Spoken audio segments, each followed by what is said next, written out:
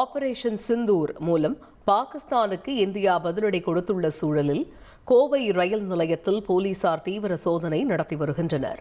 இதுகுறித்த கூடுதல் தகவல்களை செய்தியாளர் கார்த்திக் கூற கேட்போம். கார்த்திக், வணக்கம். தற்பொழுது கோவை ரயில் நிலையத்தில் போலீசார் மேற்கொண்டிருக்கக்கூடிய சோதனை பற்றிய கள விவரங்கள் என்ன? வணக்கம். நாடு முழுவதும் இன்று போர் ஒத்திகை ஒரு பக்கம் நடைபெற்று வருகிறது.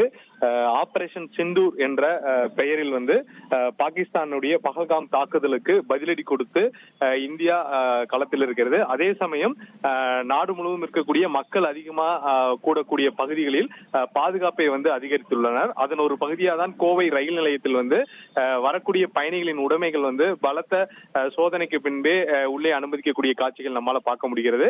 மேலும் கோவை செல்லக்கூடிய ரயில் பெட்டிகளிலும் சோதனையில் ஈடுபட்டு இருக்காங்க.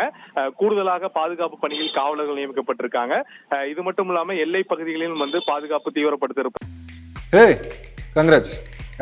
கல்யாணம் இல்ல, நான் பிசினஸ் ஸ்டார்ட் பண்ண போறேன். எப்படி? பாஸ் வாலா